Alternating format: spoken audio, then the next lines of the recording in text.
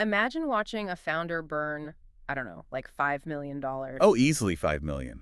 At least. Right, $5 million and maybe 18 months of their life building this flawless, photorealistic virtual reality boardroom. They've got the haptic feedback With gloves. branching dialogue trees, yeah. Exactly. Avatars that blink in perfect synchronization, Ooh. everything. And then they finally launch it to their target market of, Fortune 500 executives. And they just hit a brick wall. A total brick wall. They discovered that these busy professionals are just too self-conscious or honestly just too overwhelmed to put on a VR headset in the middle of their office on a random Tuesday afternoon. Yeah, it's technically magnificent, but it's a complete, unmitigated commercial failure. Exactly. And that expensive slow motion catastrophe is practically the norm in early stage ed tech right now. It really is. I mean, it's that classic, if you build it, they will come fallacy. And it's amplified by just how capital-intensive AI is. Hmm. Founders just fall in love with the ultimate vision, the grand simulation, and they totally mistake their own enthusiasm for actual market validation. Which brings us to today's deep dive. Welcome, everyone.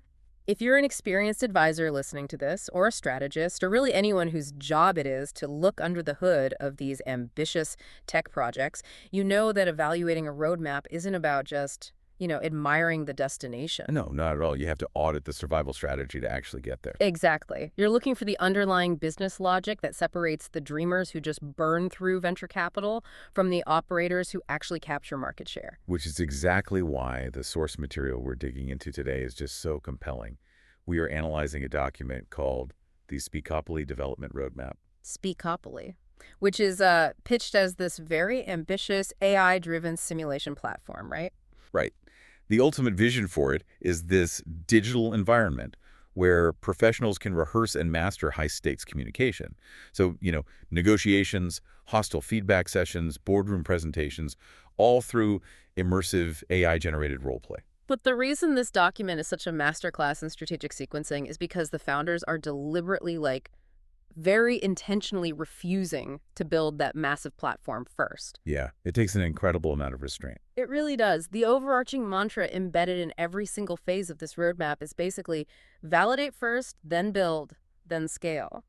They're enforcing extreme delayed gratification here. They really are. They're starting by launching this lean, text-based, minimum viable product, an MVP called Speak Pro app. Right.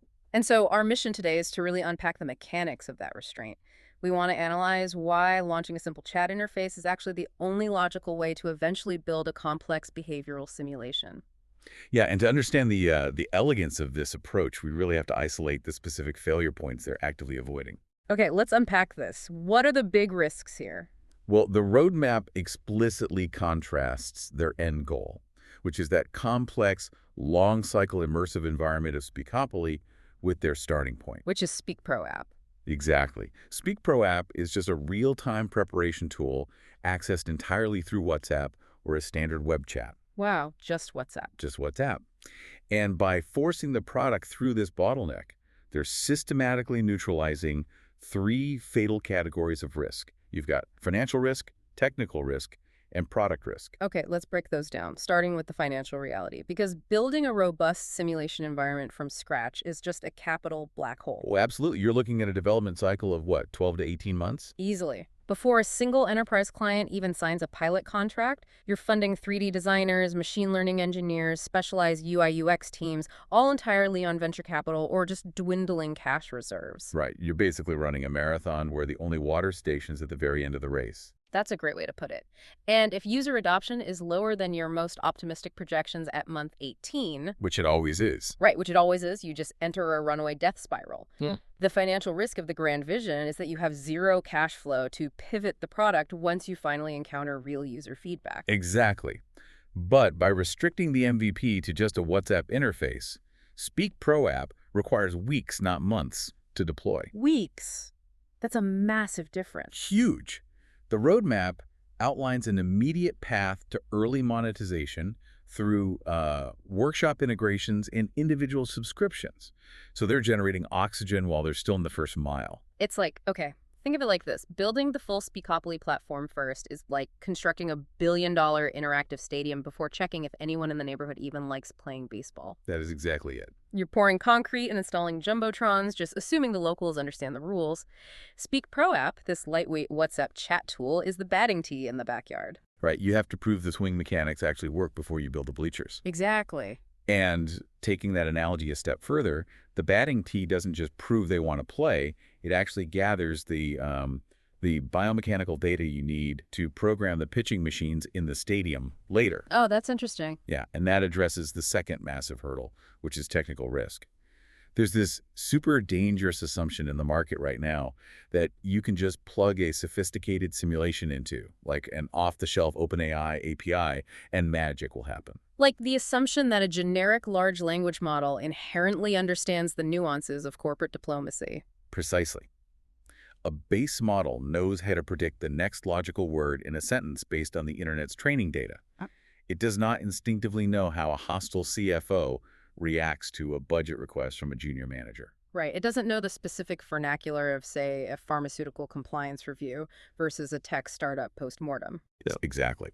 To run a high-stakes simulation, the AI requires massive, highly specific data sets of real corporate friction. If you build the virtual boardroom first, your AI avatars are essentially just empty suits. They look the part, but they don't have the behavioral intelligence to challenge the user realistically. Right. Which leads us directly into product risk.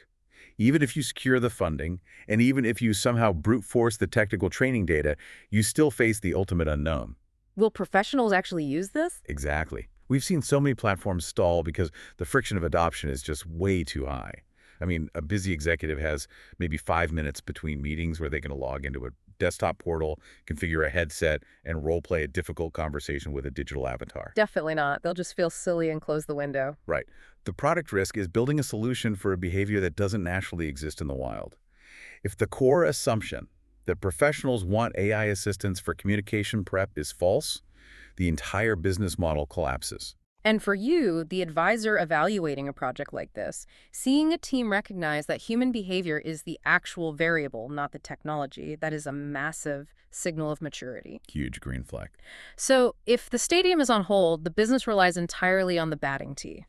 Looking at the roadmap, Speak Pro app serves 4 distinct structural functions that prove it isn't just a disposable prototype. Yeah, it's the permanent engine of the company. Right. Those 4 pillars are the cash flow generator, the data engine, the behavior validation layer, and the AI training system. Let's look at how the first 2, cash flow and data, create this compounding loop. What's fascinating here is the synergy between those 2 pillars.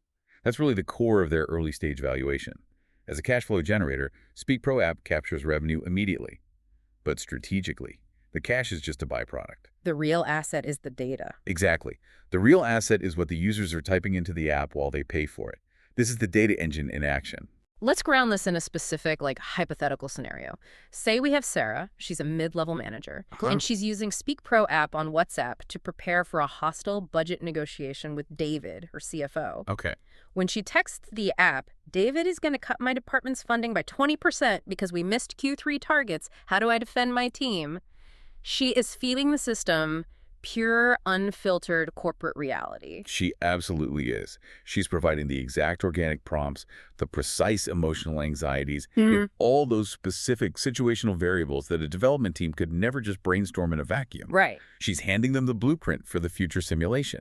They aren't guessing what a high-stakes conversation looks like. Right. Thousands of users like Sarah are basically crowdsourcing the curriculum in real time. And as Sarah uses it, we hit the 3rd and 4th pillars, right? Validation and training. The behavior validation layer proves that Sarah is actually willing to turn to a machine in a moment of professional vulnerability. Right, which is a huge assumption to prove. Huge. But then the AI training system is where that raw data is refined. The system is actively learning how to parse Sarah's stressed, messy input and translate it into a structured, strategic output. And the roadmap is very careful to define the long-term relationship between these 2 products, because Speak Pro app is not going to be sunsetted when the Speakopoly simulation launches. It's not. No, they're a complementary ecosystem. The roadmap defines this continuum. Prepare, rehearse, master. Speak Pro app is the prepare phase. It's asynchronous, it's fast, and it's utility-driven. You use it in the hallway right outside the boardroom. Right, on your phone. Exactly. Speakopoly is the rehearse and master phase. It's synchronous, immersive, and skill-driven. You use it on a Friday afternoon when you have time to actively upgrade your capabilities. Okay, I have to challenge this assumption, though. The roadmap claims this WhatsApp data trains the future immersive VR simulation. But Yeah. texting a chatbot is fundamentally a low-stakes, asynchronous behavior. A simulation of a hostile boardroom is high-stakes, real-time, and synchronous. The user experience is entirely different. So how does asynchronous text data actually translate to behavioral real-time simulation data? See, that is the exact vulnerability an investor should probe. You're right, the modality is completely different. Texting is obviously not talking. However, the underlying cognitive engine required by the AI to succeed in either modality is identical. Walk me through that. How is the underlying logic the same? Well, think about what the AI must achieve when Sarah texts her problem about the CFO. Mhm.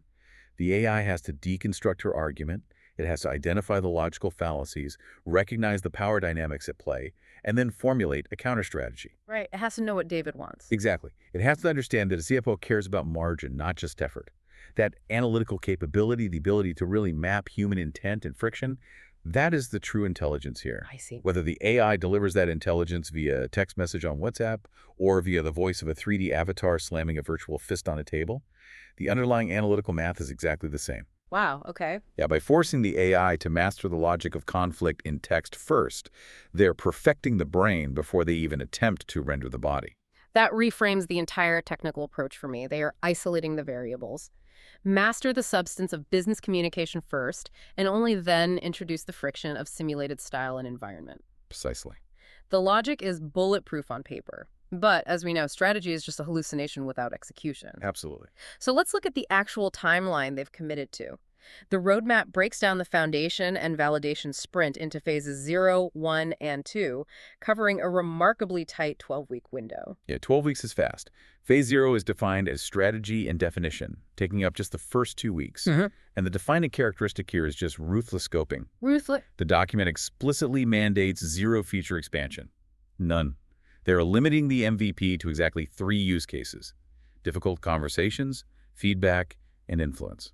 They are actively ignoring email drafting, presentation formatting, team updates, all the generic tasks that literally every other AI tool is fighting over right now. Right. They don't care about that. They are planting their flag strictly in the domain of interpersonal friction. And within those 2 weeks, they also define their IP layer logic, which they call the signal to support to call to action structure. And this is a critical operational constraint. They were dictating that the AI cannot just ramble on like ChatGPT sometimes does. It must detect the user's core issue, the signal, validate the emotion with support, and immediately provide an actionable next step. So they are hard-coding a pedagogical structure into the prompt architecture before a single line of back-end code is even finalized. Exactly. Which brings us to phase 1, the MVP build, spanning weeks 3 through 6. The tech stack they've selected here is optimized purely for speed and capital efficiency. Let's hear it. The front end is just WhatsApp or web chat. The back end is Node.js or Python. The intelligence layer is a standard OpenAI integration, and they are using Whisper for voice-to-text input. It is the absolute minimum infrastructure required to test the behavior. But I want to talk about the inclusion of Whisper, because that feels strategically significant. Oh, it is. They aren't just letting users type. They are actively encouraging voice notes. Right. And a voice note contains infinitely more emotional data than a typed paragraph, right? You've got hesitations, pacing, stress tremors in the voice. Exactly. Whisper translates that audio into text, sure, but it also captures the cadence of the user's anxiety. And that gives the OpenAI model much richer context to analyze. But there is a specific performance metric mandated in phase 1 that gave me pause. The roadmap demands an absolute requirement of delivering value to the user in under 2 minutes. Yes. I want to push back on that, because if Sarah is preparing to negotiate a critical budget with a hostile CFO, can a 90-second automated response actually provide the strategic depth she needs? Doesn't optimizing for sheer speed risk forcing the AI to output superficial generic HR speak? That's a very fair question. And if speed were the only variable, yes, it would absolutely degrade into generic platitudes. But the 2-minute metric isn't about the depth of the final solution. It is about the friction of the initial engagement. Okay, say more about that. For an MVP, Aimed at highly stressed professionals, friction is the ultimate enemy of adoption. When Sarah is 10 minutes away from that meeting, her cognitive load is totally maxed out. If the application requires her to, log into a portal, navigate a dashboard, and fill out a 5-page diagnostic questionnaire just to give the AI context, She won't do it. she will simply close the app and wing the meeting. It's the homework barrier. If the tool feels like more work than the actual problem, the tool is abandoned. Exactly. The 2-minute metric ensures that Sarah can pull out her phone, tap a WhatsApp thread she already uses every single day, set a 30-second frantic voice note, and within 90 seconds receive a structured, calming, and highly tactical opening statement. Oh, I see. It doesn't solve the whole negotiation, but it lowers her heart rate and gives her immediate utility. That micro-interaction hooks her into the ecosystem. Which sets up phase 2 perfectly. MVP validation and revenue spanning weeks 7 to 12. This is the moment of truth where the product meets the market. But they aren't executing some massive, noisy public relations launch. No, they're keeping it tight. They are restricting access to a boardroom inner circle, workshop attendees, and just a really curated network of early adopters. Because a controlled release allows them to filter out the noise.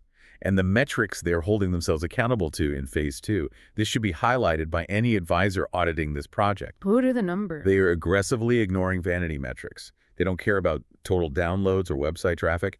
They're entirely focused on retention and monetization. They target a greater than 30% repeat usage rate and a 5% to 15% conversion rate to a paid tier. Wow. If 1/3 of your initial cohort is returning to use an AI chat interface multiple times, and up to 15% are pulling out a corporate credit card to retain access, you have bypassed theoretical validation. You have a functioning business engine at that point. But the roadmap includes a really vital qualitative note for phase 2. They state they must verify the app is being used for real scenarios and not just testing curiosity. Yes. This distinction is the graveyard of so many AI startups. Right. When a new language model launches, usage spikes. But users are asking it to, write a sonnet about their cat in the style of a pirate. Right. That is testing curiosity.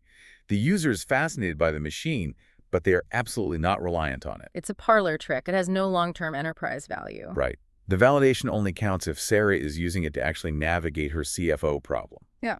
Are professionals willing to be authentically vulnerable with this software? Are they inputting real sensitive corporate data to solve immediate career pain points? And if the answer is yes, they have validated the core behavioral assumption.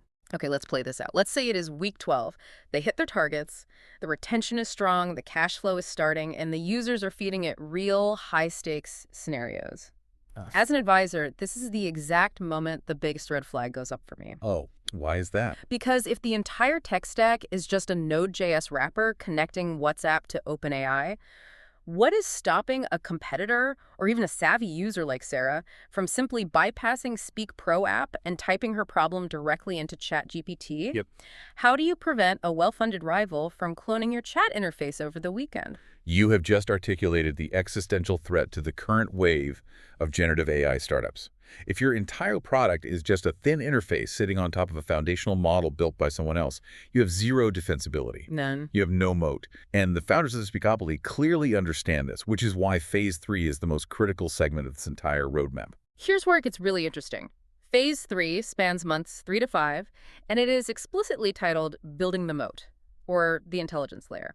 The document states this is the transition from being a generic AI tool to a proprietary communication system. Right. This isn't about adding new software features like buttons or menus.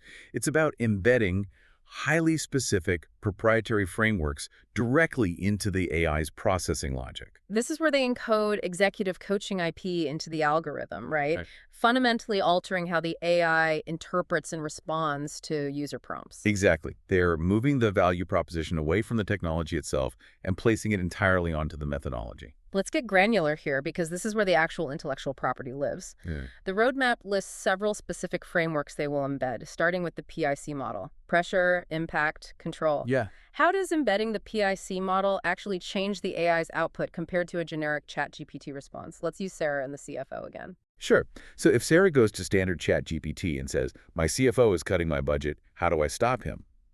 the generic AI will likely output a polite, logically sound, but entirely generic script. Like, set up a meeting and express your concerns. Right. It might suggest she highlight the value of her team, and ask for a compromise. It is grammatically perfect and strategically useless. Because it treats all communication as a logic puzzle rather than a power dynamic. Exactly. But if Speak Pro app has the PIC model hard-coded into its prompt chain, the AI processes Sarah's input through a forced analytical filter. Okay. It must first identify the pressure. Why is the CFO acting this way? Like, is it macroeconomic mandates from the board?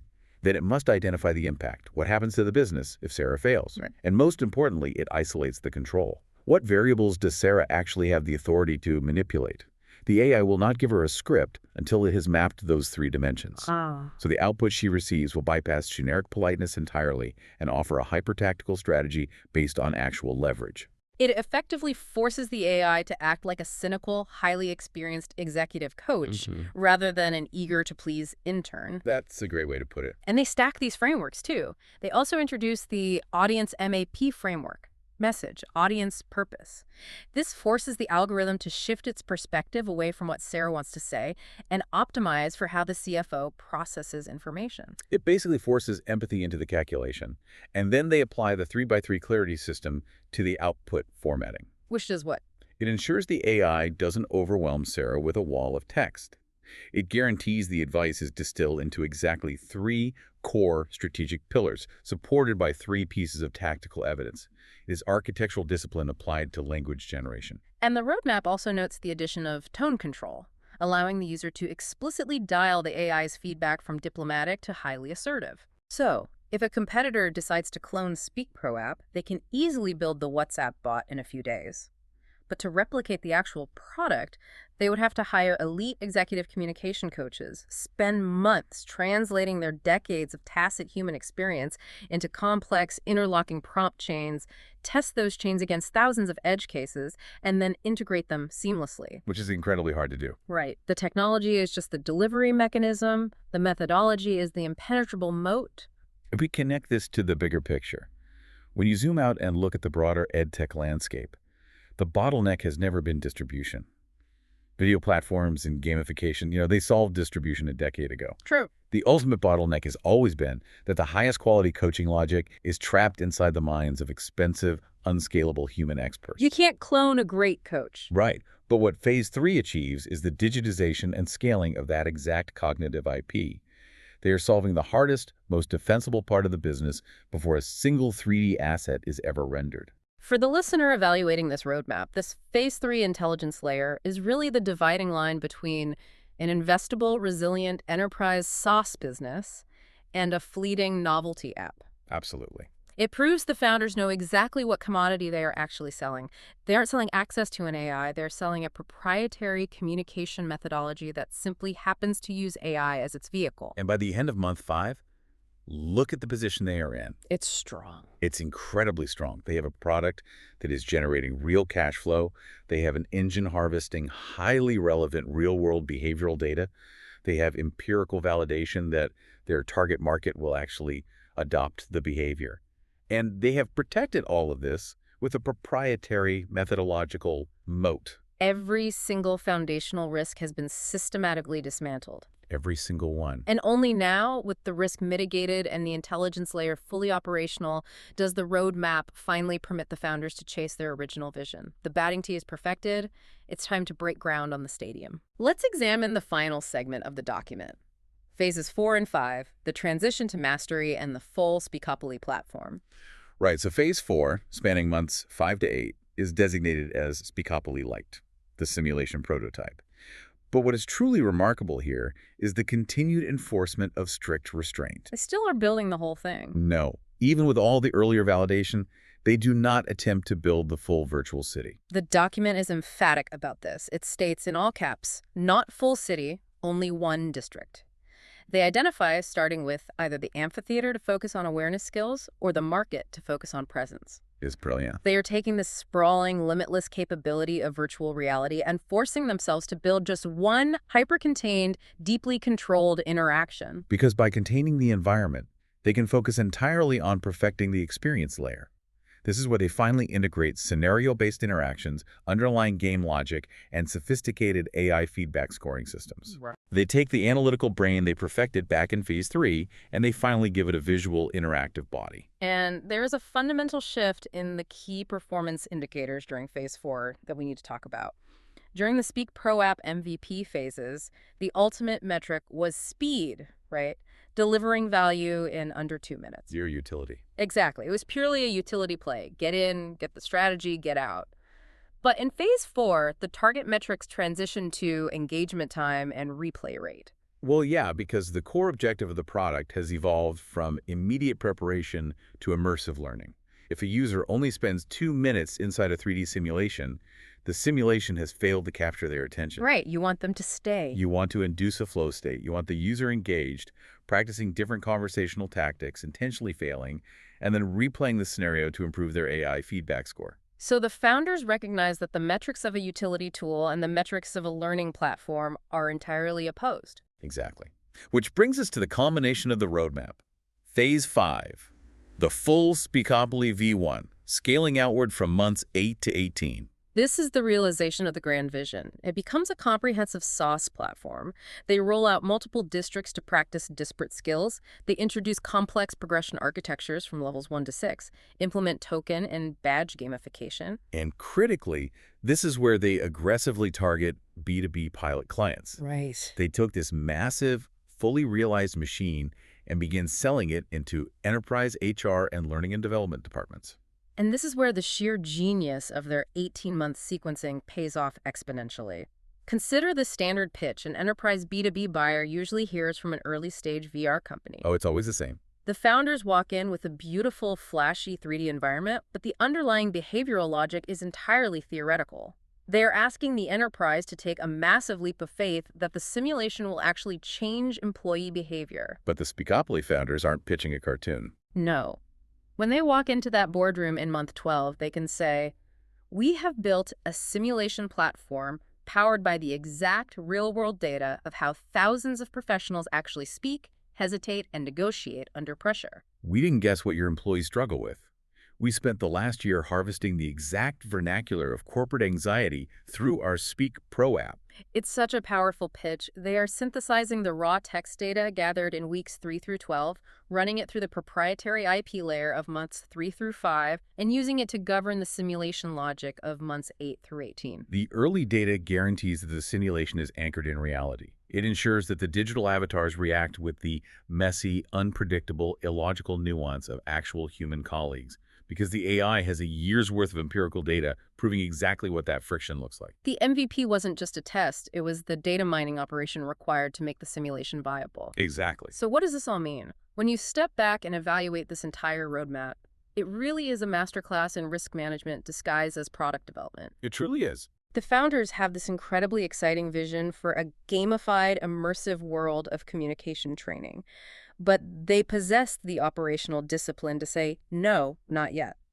They've forced themselves to eat their vegetables before they allowed themselves to have dessert. They live the mantra, validate first, then build, then scale. Right. By the time they actually scale the complex technology in Phase 5, they have neutralized financial risk through early MVP revenue. They have neutralized technical risk by iterating the AI on simple text before adding graphics. And they have neutralized product risk by observing validated paid user behavior for a solid year. Speak Pro App was never a distraction from Speakopoly. It was the load-bearing foundation that made the entire enterprise possible. Absolutely. It is a roadmap anchored in market reality rather than founder ego. And in the world of early-stage tech, that is an exceptionally rare asset. Very rare. As we conclude this deep dive, I want to leave you, the strategists, the advisors, the builders, with a final provocation to explore on your own.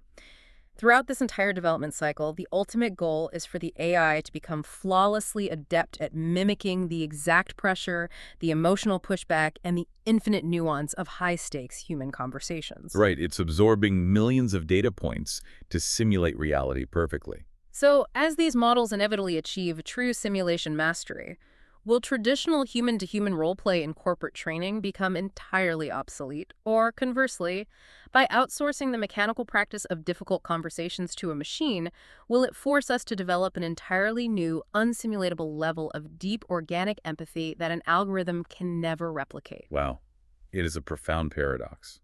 The more perfectly the machine learns to simulate our behavior, the more intensely human we might be forced to become just to maintain our value. When the diagnostic X-ray can show you the fracture with absolute cold perfection, it forces the doctor to focus entirely on their bedside manner. Exactly. Thank you for joining us on this deep dive. We hope this analysis provides you with a sharper, more critical lens through which to evaluate the next ambitious roadmap that lands on your desk. Remember, when you are auditing the future, don't just be distracted by the size of the stadium they want to build. Look closely to see if they have the discipline to set up the batting tee first.